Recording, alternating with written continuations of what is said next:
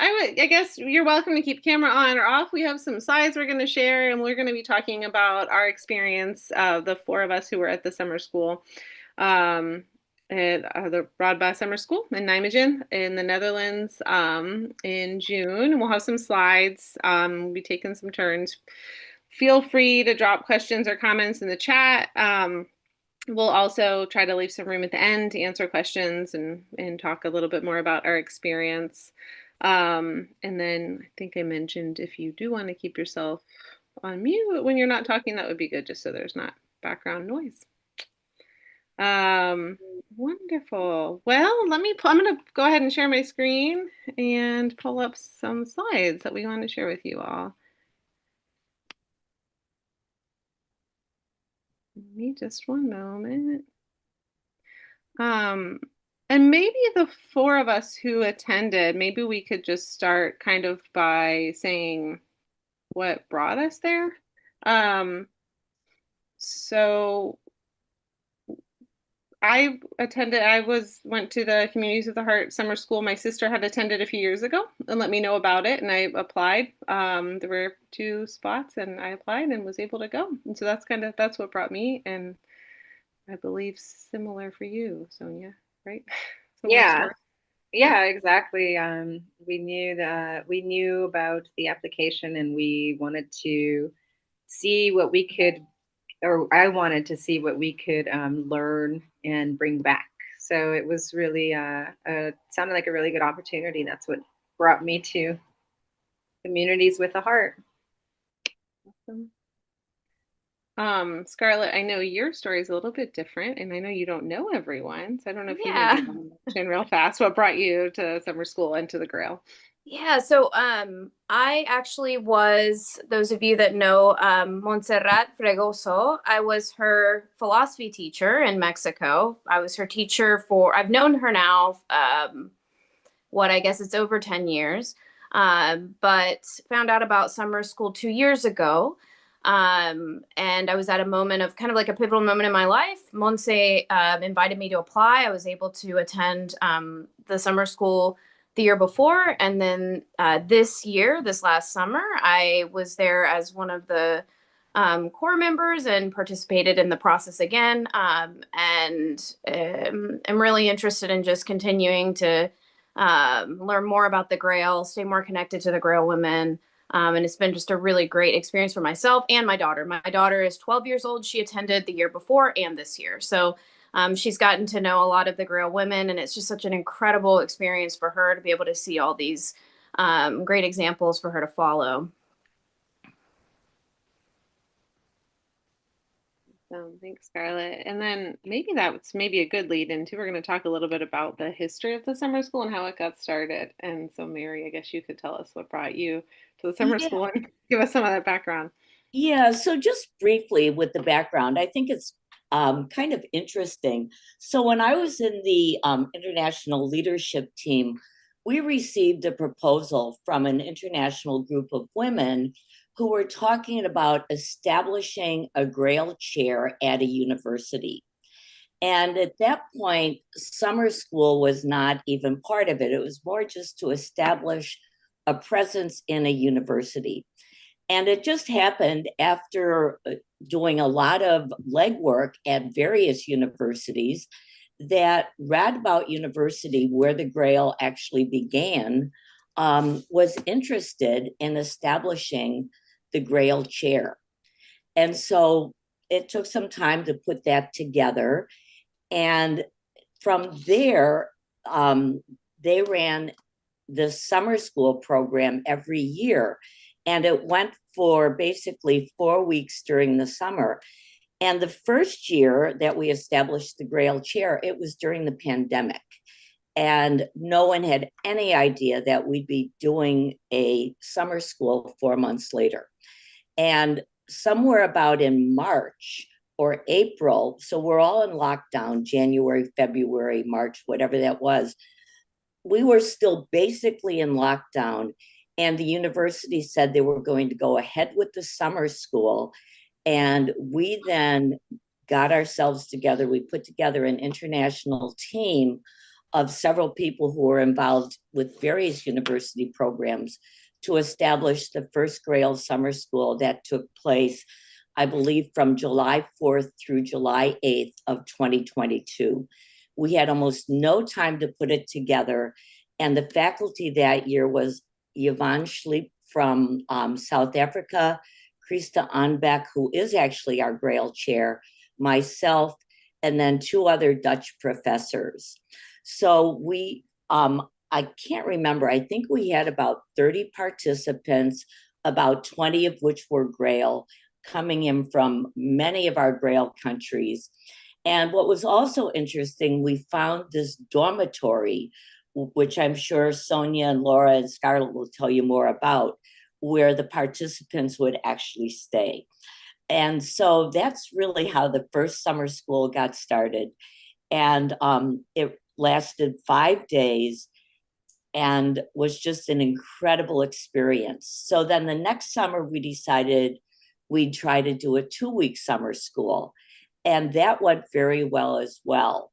But some members only stayed for the first week, but you were eligible to stay for the second week as well. But you either had to go for the 2 weeks or just the first week. And I think that was the year that Rachel Hirschberger came to summer school.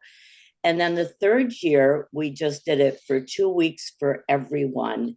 And then this year, it had a little bit of a different twist where it was actually on campus the first week.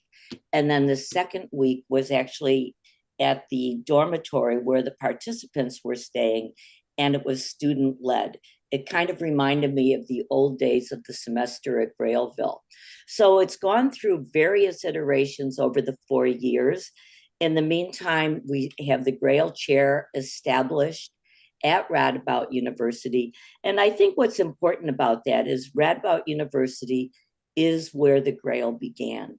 And they were celebrating their 100th anniversary essentially at the same time that we were celebrating our 100th anniversary as Grail. So many participants from various parts of Grail countries have been involved with the program. It continues to evolve. And I think having a presence at a university through the Grail chair also allow Grail women who are interested in either getting a master's or a PhD to have some way to kind of navigate those conversations. So Krista Anbeck, as I mentioned, is our Grail chair. She's a member of the Dutch Grail. And Krista gave the inaugural lecture. Lucy, you were there. You were on the ILT with Dilma at that point, and Lucy Kimaro. I think the Grail chair was held 2 years ago. Was it in 2023? Do you remember, Lucy? 2023, yes. Yes, 2023. So that's me there on the right on that. Yes, that's Lucy with the red scarf. Krista Anbeck, who is our Grail chair. Dilma, who's from Brazil on the ILT, and I think that's Minica from the Dutch Grail. So it's been an incredible program to bring women together, to study together, to have an experience together. And being at a university, it does give somewhat of a different character for a Grail program than having it in another kind of a venue, because there is a seriousness about the academics and about the studies. So I guess with that said, I'm going to turn it back to Laura, Sonia, and Scarlett. So just a little bit of history, and I hope it hasn't been too much.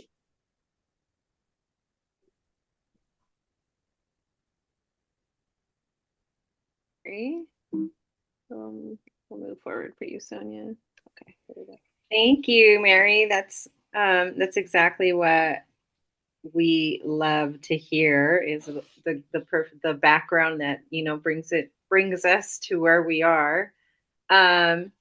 So in the program, it was really cool to see how many of the Grail women around the country, around the world, participated.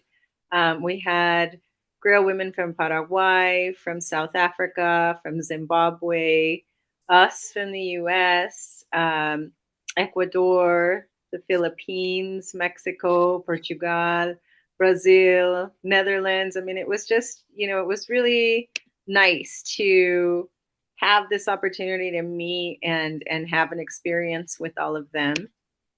Uh, the the name of the castle that we stayed at was the Elegast, and it was in just outside of Nijmegen, the town. It was really interesting because the castle that we were staying at, which let me see, are we on? There it is.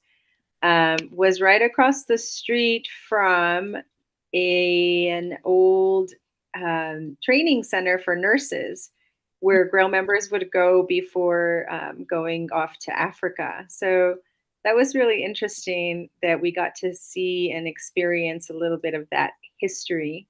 The first week that we were there, we were primarily taking our classes at the school. And so we would be in like a classroom setting, and that was fun and cool to see all the other students, from the university that weren't part of the program. So it was like, for some of us that used to love college days, it was like a blast from the past being in college again. And then the second week we spent back at the castle, and we got a little bit of a tour from some of the people. It was really interesting.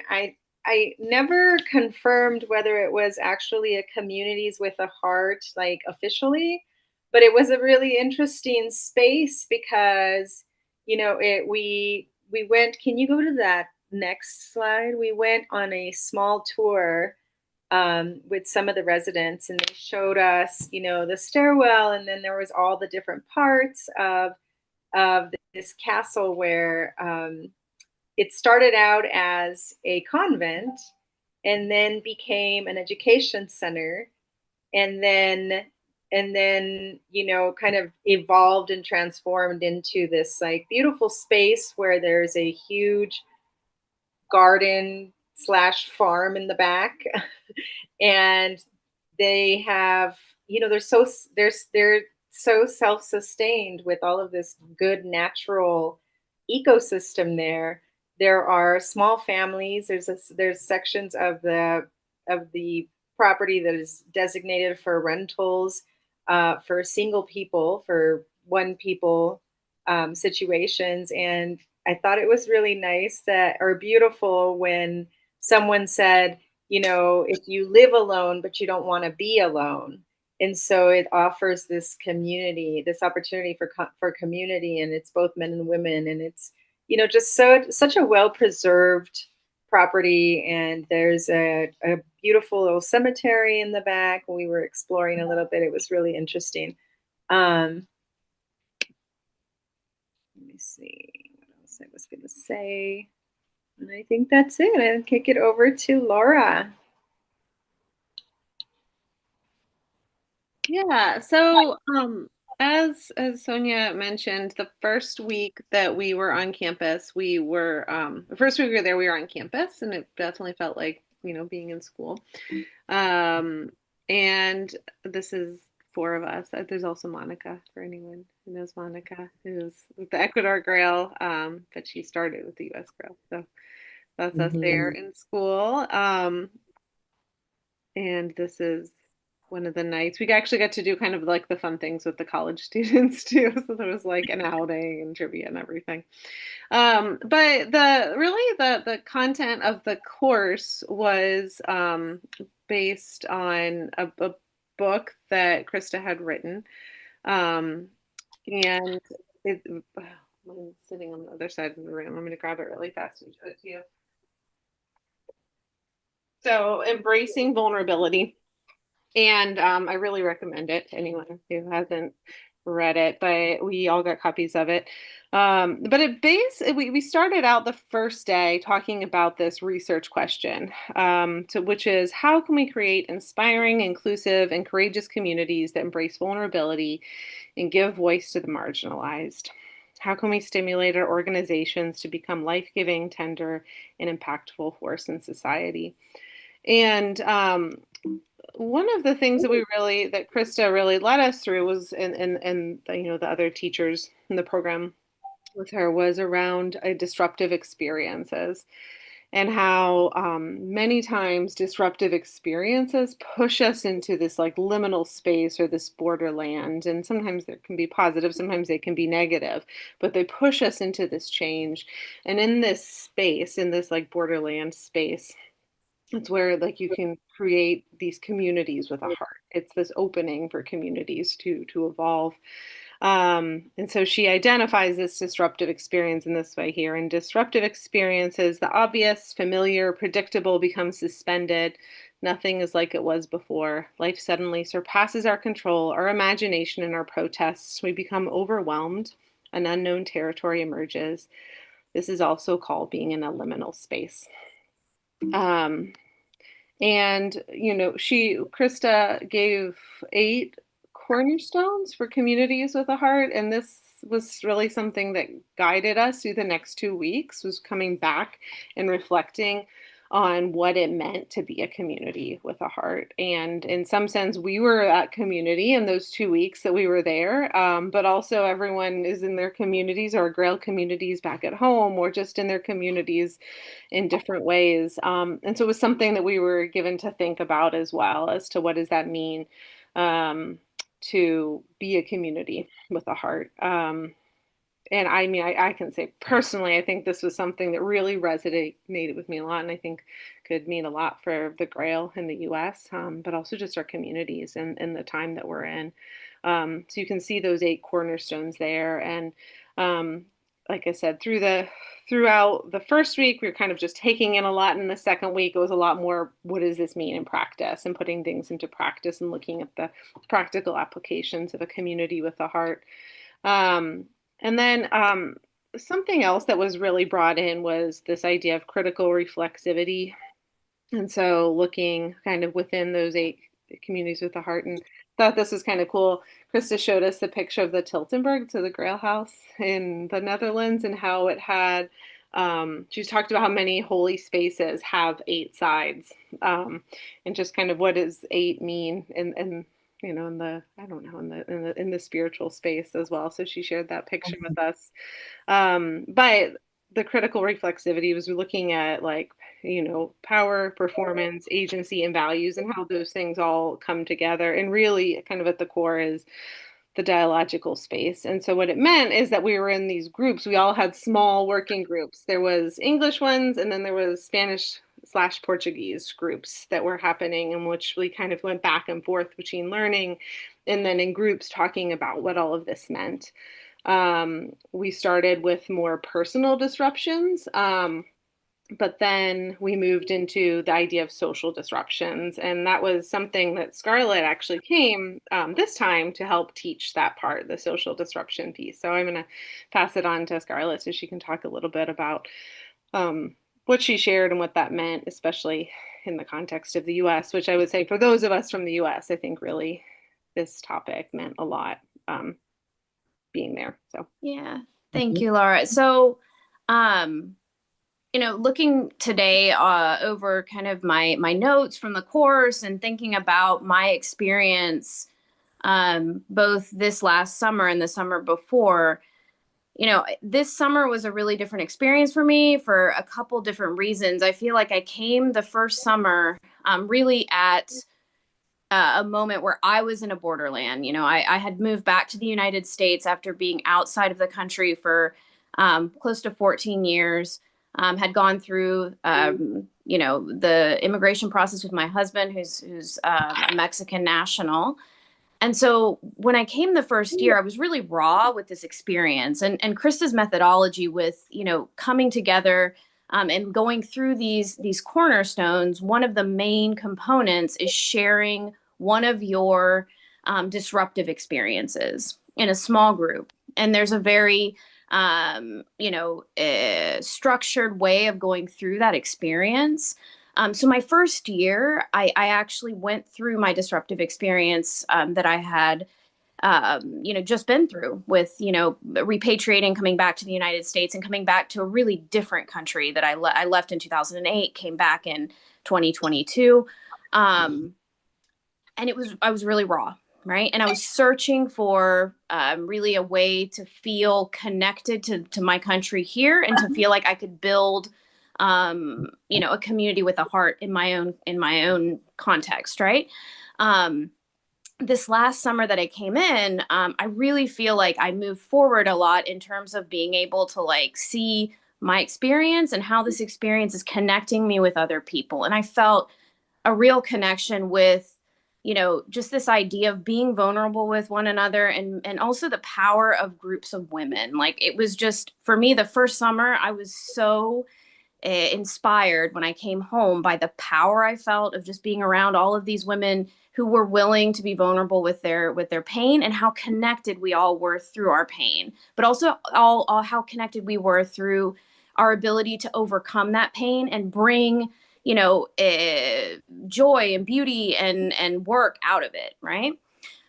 So this year I did talk about the social disruptive experience that I'm living. A lot of people here in the United States are living with this, identity crisis that the United States is going through, and has been really going through for quite a while, of, this rhetoric of, the country being one of liberty and justice and freedom, and these words that we use and these things that we have as images of this country that are, starkly contrasted with what's actually happening, right? With the immigration process, with the detainments, with, the eroding of civil liberties, et cetera, et cetera. So we talked about that, but honestly, I do feel like, even though, at the beginning, I think the focus was on these disruptive experiences, it really moved me and moved a lot of us forward in terms of like, okay, now what? Now that we've had this difficult experience, we're living through this pivotal moment in time, this borderland, what are we going to do with it? And so this morning I showed this image, and I think for those of us that are in the United States, or were educated in the United States, it's an interesting thing, this, the standing for the Pledge of Allegiance, this repeating of this rhetoric of what our country is supposed to be. And for me, that was an interesting thing to share, because after coming back from the United States, I'm a teacher in a public school here in Georgia. I can remember the first day I came in to start school, and the Pledge of Allegiance came on, right? And it was my first day back, and I hadn't been in the country for 14 years, and I hadn't heard the Pledge of Allegiance in more time than that, right? Since I was probably in high school. And I remember just thinking, like, this is, just like eerie, right? But how much also that my students, they don't even say the words. They're just kind of like, present, but not really even like, involved in it. And I think it really is emblematic for what's going on. I mean, we're repeating these things without even thinking, without even having them connected to actual reality. So that was part of the piece that I shared with the work on campus. And then I'll talk later on a little bit about kind of the takeaways. But yeah, I just feel incredibly grateful to have had this experience, and to have learned so much, and to have been able to experience it with my daughter, right? I have a 12-year-old daughter. She was 11 the first year we went down, and, her education is the most important thing for me. And so, this is part of it, a huge part of her education, and the part of my students' education, because I'm bringing this back into my classroom. So, yeah, that's all I got to say. So I'm going to give it back to Laura. Awesome. And actually, Scarlett, I maybe have Soso's picture right here. So I don't know if you wanted to say anything about the picture. Yeah. So this is an image of Krista's book, which, yeah, is fantastic. And then the image beside it is actually a painting that my daughter did. The first year we were in the Netherlands for the summer school, we got to go to the Van Gogh Museum, and there was a temporary exhibit of this Canadian artist's work. His name is Matthew Wong. And I don't know if anybody knows anything about Matthew Wong, but Matthew Wong was a visionary artist, but one of the main motifs in his art were these pathways that just seemed to lead into nothing, right? And he actually, sadly, lost his life to suicide. He killed himself. He had suffered from depression and mental illness his entire life. So we saw this exhibit. I took my daughter, and then I went with Monse as well, and we went around and we saw these incredible landscapes. When we came back to the United States after the summer school, my daughter and I were, we tried to like make art together and do different things together. And we were painting one night, and we were trying to paint paintings that were, connected to Matthew Wong. And this is the painting that she made. And she did not make it having to do anything with Krista's work. But when I looked at the painting, I just kept thinking, like, there are times when we feel like our pathways are leading to nothing, right? It's like we can't see an end. We can't see where it's going. And when I saw Matthew Wong's work, I also felt that, it was very solitary. Like he's had these, paths going into nothingness, and it was very sad.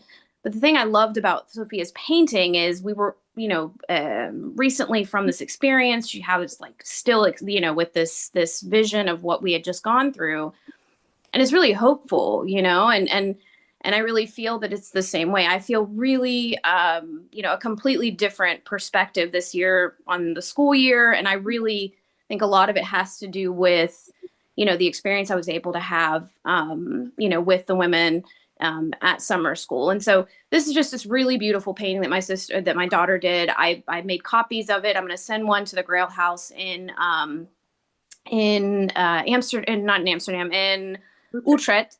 And yeah, I think it really is symbolic of this, these borderlands that we go through, but that, it is leading to something, like it's a positive thing. So yeah, so there's the image, and I loved how the picture and the colors matched. And I sent it to Krista.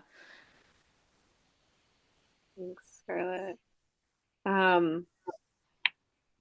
So I guess just a few more things just about the program itself, and then we can maybe just share some of the things that we did there in the Netherlands.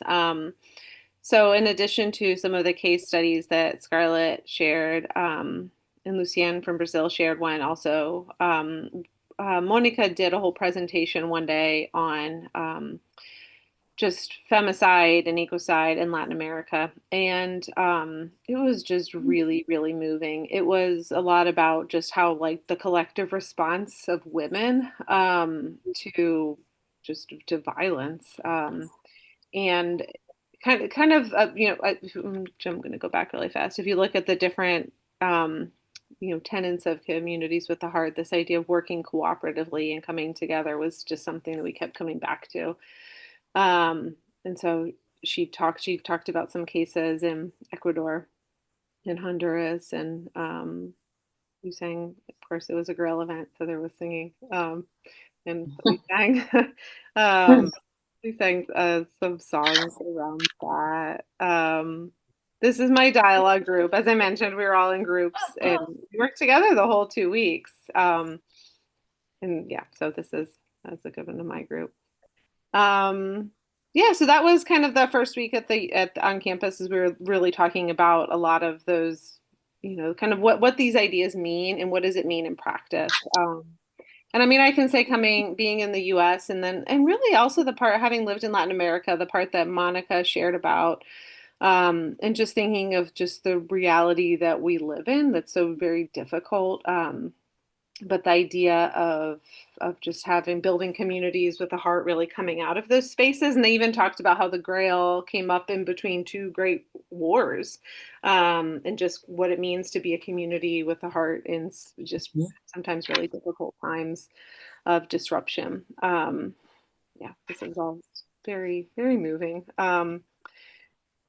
Yeah, so I don't know. I can talk more about our visit to the Grail House. I don't know though if Sonia or Scarlett, if either of you want to share. This is a picture that we took on this Saturday that we were there. We went. Well, this wasn't the Grail House. This was the built. No. Yeah. Yeah, and you can maybe some people recognize some of the older Grail members, but we planned a ceremony with them. It was really meaningful. I think there's another picture on the slides, right, that shows the ceremony. Yeah. There it is. Yeah. So we all laid down offerings, and it's just really sweet. And we walked in by age. Yeah. Oh yeah. That was my favorite part, is that we were all just kind Yeah. of hanging out together, and then they said, okay, now we need everybody to line up in order of age with the youngest at the end. And we all looked at each other, and it was like a moment of reality. Yeah. And the youngest was so like, Yes. whatever. She was And 12. so of course was at the end. But I think it's something that they do in South Africa. So Jody from South Africa brought that as a ceremony that they do. And then we asked some questions to the Dutch Grail members, and that over there at the microphone is Carla from the Dutch Grail, and she was sharing her experience of what it meant to join the Grail.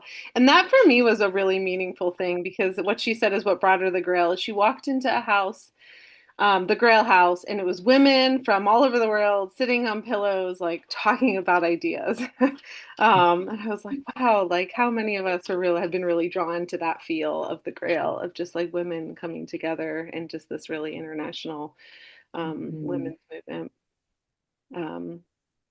Translating was Maria, who's from the Netherlands. And she speaks English, Spanish, and Dutch, so she was just super helpful. The I think at the end there she was speaking some Portuguese too. I think we all were. Yeah, You're right. We all picked up Portuguese. I did not pick up a lot of Dutch, unfortunately. This is Laura. Could I just say something about Carla? Please. Yes, please. I was in Uganda, and she was in Uganda for years, and they still have and use a car that she got, that was hers, that they're still using there. And so Carla is very well remembered in Uganda. Wow. That's really special. Wow. Yeah. Wow. And that car. And Uganda is very close to her heart too. I remember her telling us about her years there when we were in DeBilt visiting them. Yeah. Yeah, it was really cool to hear about what brought all of them to the Grail. Here's Mary Almeida. We got to see her too, which was fun. Oh, we also get to visit the Grail house in Utrecht. Don't know, Mary or Sonia, if either of you had anything else we wanted to say about the Grail house. Oh, I don't know all the facts. I just knew that it had been recently purchased. So they gave up some property to acquire some property that actually was better suited for the needs of the Grail in this town. How do you say the town's name again? It's in Utrecht, yeah. And I guess you would know this, Mary or Lucy. I would just say one thing about the Grail house that is really interesting. I think, if I'm correct, it was built like in 1775. And it's just really interesting to be in a place that's really old. And the staircase, it's almost like walking straight up a ladder. It's but it's a marvelous building, and it's beautiful. And it's so it's been part of the gatherings, international gatherings, and gatherings for the Dutch Grail for many, many years. Yeah, it was cool. Sadly, I have never been there. You'll have to go. Yeah, it's beautiful, and it's so close to everything, but it's decently, far enough away from everything, so that when we were there, it was a busy time, and it was, a little congested or lively, or however whatever your perception of it is, and it's beautiful. But yeah, it was just a really cool town space. It was a cool day. Vibe in the house. Here, just kind of the Grail history and see more of the Grail presence, because we really were in Nijmegen most of the time. Yeah. And an interesting thing about the Grail house itself, on the second second or third floor, there's a Grail apartment, which is actually, I think, a small kitchenette and 2 bedrooms and a living room.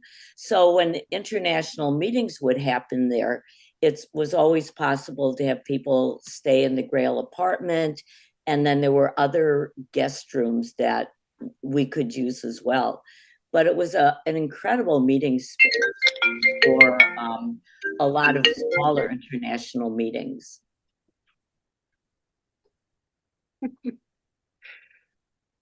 Sorry. Okay. And they also, just a couple of other things about the Grail House, they would have at different times, like the Dutch Grail, they would sponsor like yoga retreats. So when you'd walk in, you never quite knew what was going on there, because sometimes it would be a Grail program, but other times it was just programs that different ones of their outreaches were doing. So it's just a well-utilized building. Yeah, it was kind of cool. Like there's like a Zen group that met there. And some like friends of the Grail had come to and made us all food and received us there, which was really nice. Yeah. So this picture here kind of gives you a feel for what it was like our second week where we were there at the Illagust, and was where we were staying and able to meet in this beautiful space. A little bit more informal. And this was really meant to kind of take what we had learned and think about what it meant. And some of it was just around body work. We did this whole theater of the oppressed workshop. Oh, there's more of the pictures. They're there, Sonia. There's the pictures of the building. I might have rearranged them like at the last second. I was like, I don't know that they made it. You might have moved them, so it might have been my fault. Sorry. Yeah. There is one thing. This is more pictures of the space that we were in. But there is one thing I'd like to share about the space at the castle where we stayed and had a lot of our sessions the second week. It's a really incredibly beautiful place, but I think it's somewhat interesting when the participants will arrive for summer school, because there's like 3 dormitory rooms, and each room has maybe like 10 beds, and each bed, it's like a bed with a curtain, a bed with a curtain, a bed with a curtain. So you're technically sleeping in these large dormitories, just with a bed and a curtain and your suitcase. And that's kind of how it was, just very simple living. I mean, our privacy was the curtain, but we could hear each other at night. And Mary was great. She was like, "This is such a Grail experience." Yes, it was like that in Grailville. Yeah. I actually got pictures of all of what you've mentioned, Mary, like the dorm, just the hallway with the curtains, and then the spiral staircase. I put my foot on it because it was so small. Each step going up the spirals, and spiral staircases were pretty normal. So, but each step was just really tiny. So going up and down, you really had to be paying attention. That was a little insane. Here's just some more pictures of our group. And those of us who were there, this picture kind of gives us the feel. The last 2 days was maybe that's this.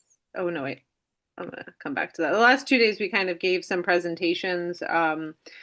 The different groups came together and presented about what it meant for them, and every group's presentation was very different about what it meant to be community with a heart. And some people talked more literally and specifically about how they were going to bring this back home, and some of the sharing was just more spiritual, some of it was more artistic, but the groups came together and kind of consolidated what they had been talking about, of like, what does it mean to put this into practice. It was also kind of cool from my perspective for the groups to look at like how they all fit together. I was with individuals in my group from Zimbabwe, South Africa, and the Netherlands, and then I'm from the US. But this idea of just place and migration and people moving and kind of came back around for all of us. It was all very different and belonging. And so we found the common thread.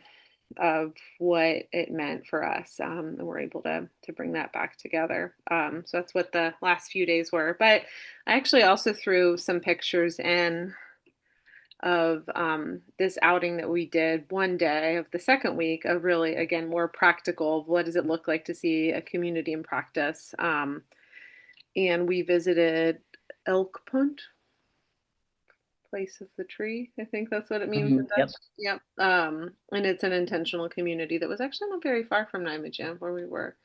It was really cool. It was this really cool intentional community, this kind of like eco community, and they gave us a tour of their community and talked about their community practices.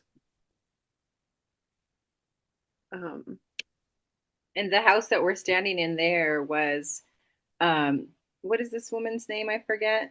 I can't remember. So I cool. don't remember, but this was her dream house, and it essentially is a self-sustaining art piece of like masterpiece, pretty much. She's got, you know, everything kind of working in some kind of a rhythm. I mean, it was just really amazing to see. She had a full garden, or not garden, roof garden. Is that what it was called? The roof garden.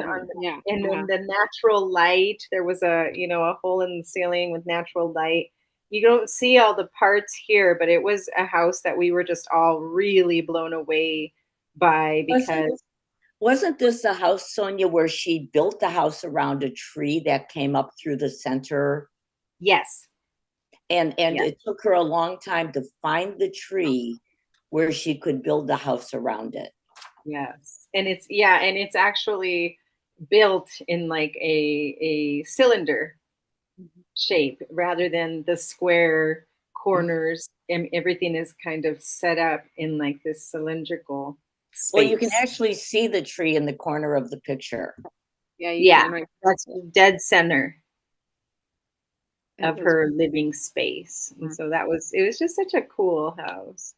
Yeah, it was a really cool house. Cool And it story. was just cool to see kind of how this community was choosing to live as so was it maybe like 80 people? It was a big intentional Yeah, community. it was about, and it was the different ages. So you had single units, small family units, and then I think it was just the wait list, right? Where you could change from actually like be there. Yeah. Yeah. They said that it was like, what was like, there was one age group that was like less of a wait, but some age groups, it was a very long wait. So. Right. Because they were committed to having a diverse mix of people there. But yeah, I mean, ultimately, it just kind of came back around to what does it look like to be in community and to be a community with a heart. And I'd like to interject something also while we're talking about building a community with a heart. And I want to add this because I think sometimes when you think about having participants come to a program at a university or something that's called a summer school, I would just like to say, like this past summer, the youngest participants were probably 20 years old and the oldest was 72. And yet really forming a community within a community. Yeah, I mean, I think it's one of the best things about the Grail is just the multi-generational component. And, you know, obviously we had So who was 12, but there was like a 19-year-old and a 20-year-old and young people, and then a 72-year-old from Brazil. Yeah, kind of all the way through. So it was really cool. But maybe we can open up just to see if there's any questions or comments now that we've kind of shared some of our experience and shared some of our pictures with you. I don't know. Laura, I also added a couple of pictures, so I don't know if those will come up if you're able to share them. Sure. At the end. Yes. Let me work on that. Okay. Yeah, does anybody have any questions?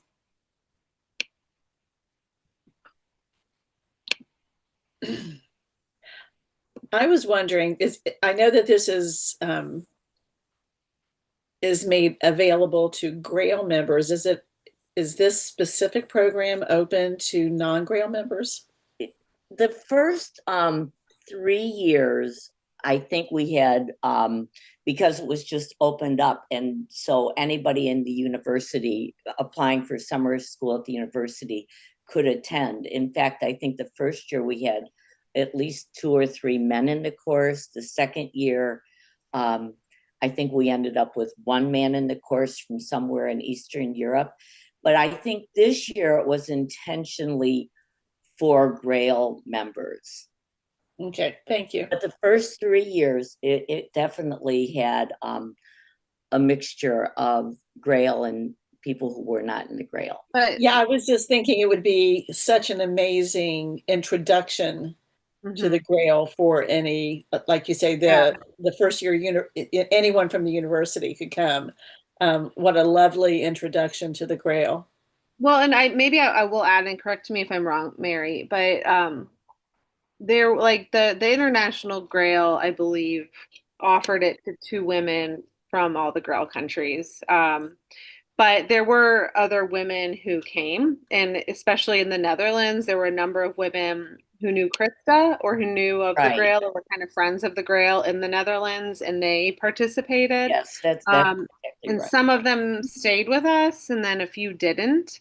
Actually, one of the women in my group, who you saw in there, was there with us the first week, and she like really came and participated with us and came to dinner with us and became part of our community, and then wasn't able to be there the second week, but she knew Krista, and so Krista it was kind of a way to kind of bring her in. Okay. Yeah, and then Scarlett got to go because she had made that connection with Muncie, and so there are different people who've kind of been introduced to the Grail. Yeah, what a beautiful introduction. There are people that are not necessarily connected to the university. Anybody can apply. The difference is that the International Grail supports 2 women from each country to participate, but because it's not just our program, it's the university's program, I don't think we could really say that it's only open to Grail people. Yeah. And I think you're right that it's a great introduction to a very interesting group of women from all over the world. Absolutely. I think, one of the things I'm a little worried about is that not everyone in the U.S. Grail has this sense of us as an international body. I could not agree with you more, and I think that is so detrimental. And I think this is one of the ways that continues, that because it's an opportunity for people that aren't, elected to a position to go and meet other Grail people and other people as well, but Grail people from other countries, and to get that kind of exposure to the diversity of people in the Grail. Well, and Lucy, I completely agree with you. I know I had an opportunity, this was pre-COVID, so it's been a while ago, to go do a presentation at a local Catholic girls' school for another organization that I work with. And the thing that really, these young women had just gotten back from the CSW. And when I found out from their chaperone, whatever, the teacher who went with them, she said something about CSW. And I went, oh, the Commission on the Status of Women. She's like, how do you know about that? And it was just that these young women wanted to do something. They want to make a difference. And when they went to the CSW and they were introduced to some of the Grail members that were there, it lit a fire under them, because then it's like they're no longer a Catholic school in Cincinnati, Ohio.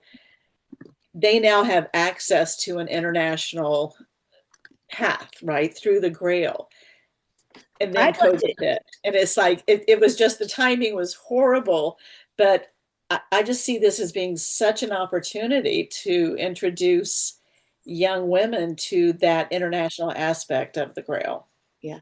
One thing I'd like to just add with that, I think it really is an incredible program of introducing people to the Grail, as well as building community and building linkages between different Grail countries. This year, we actually had someone there from Papua New Guinea, which I thought was just amazing. Two women from the Philippines, from almost every, I think the only Grail countries that weren't represented this summer were Canada, Australia, and there were a few. I don't think there was anyone from this year from Tanzania, though I know they've sent people before. Yes, right. Like I think last year, the year before, they sent like 5. Yeah. Yeah. So, but it's just been really, in my experience of having been there over the last 4 years, it's just been an incredible, intense experience of building Grail while we're together. And whether you're a Grail member or just someone who comes as a participant, I think you can't help but get into the spirit of who the Grail is as an international community of women. Yeah, I mean, I would agree. I've actually been able to do a few Grail international things. And this program was just one of the coolest things I've done. It was just the content was really good, and the way it felt so relevant in the world we're living in, just to the U.S. Grail, to be able to take something back that felt tangible. But also the fact, the length of time, like you're there 2 weeks being in community with other people.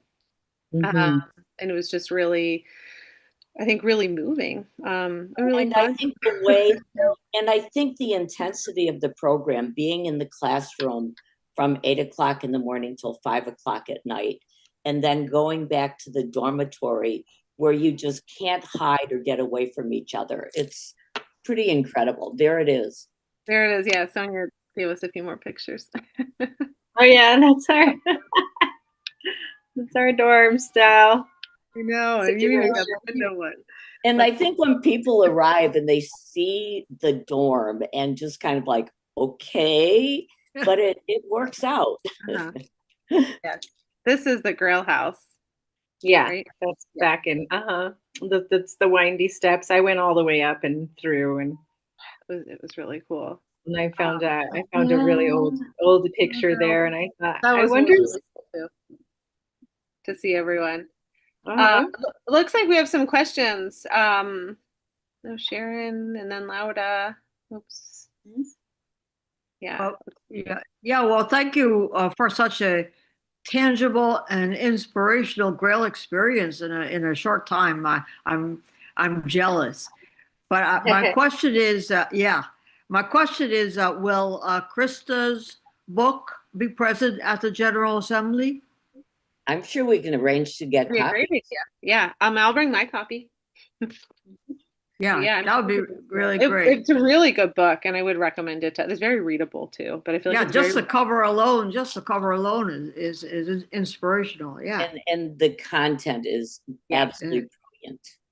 I think there is an electronic version of it that that was made available to us. Yeah, I think a couple of years ago it was sent, or who it was sent to, but I you know, because it's overseas shipping, it might be that's the way to get it in in a short time.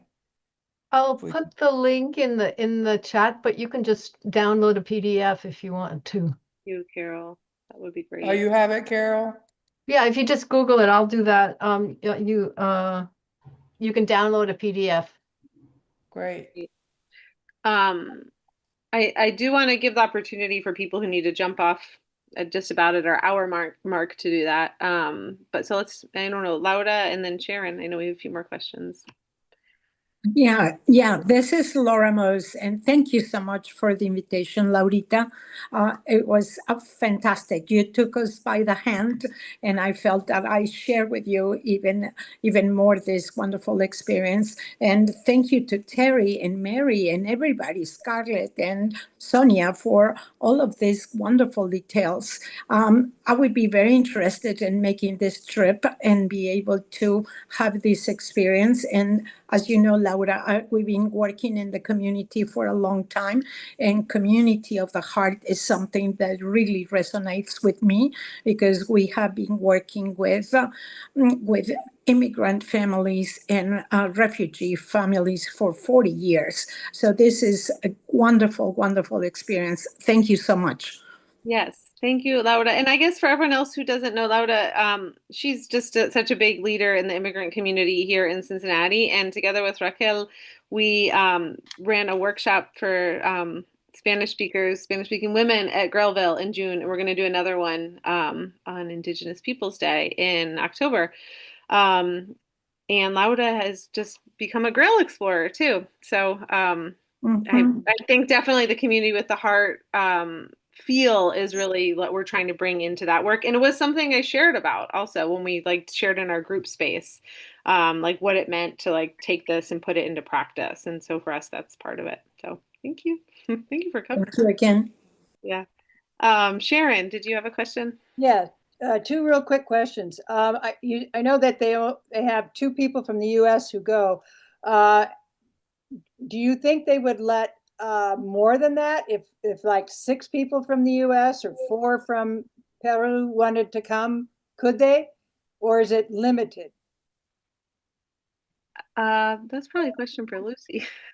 I don't know. I think that like the International Girl pays for 2 people to go, but I think maybe more people could go. Yes, because there have been some University, like 1 year Ecuador sent like 8 people. I think another year there were several. Yeah, Okay. it's varied every year. Oh, And so I would also just say the program, even though the content has been the same every year, the program itself has been very different every year, given the participants and how they interact with the material. Thank you. And my second question is, when you come home, when you go home to your countries, do you have, quote, a project or homework that you do? Yep. Yeah, I mean that's kind of the idea as you go with like thinking about something you're going to work on afterwards. And you know, the different groups all presented that differently. Some people was more like kind of I'm working on this individually. One of the groups actually was kind of cool. Was the group that the youngest Grail members, and they talked a lot about bringing the Grail more into the digital age and a proposal for that. So that was kind of cool to hear. It was just, yeah, I think it was one of our Spanish Portuguese groups. Yep. Talked a lot about that. So that was just kind of cool that they were more as a group wanting to work and move forward with that. But that's the idea, is that you're putting it into practice. Thank you. Yeah. Go ahead, Laura. And then Ton. Or Laura. Do you still have a question? Or no, your hand's still up. No, you're good. Okay. Oh, Ton.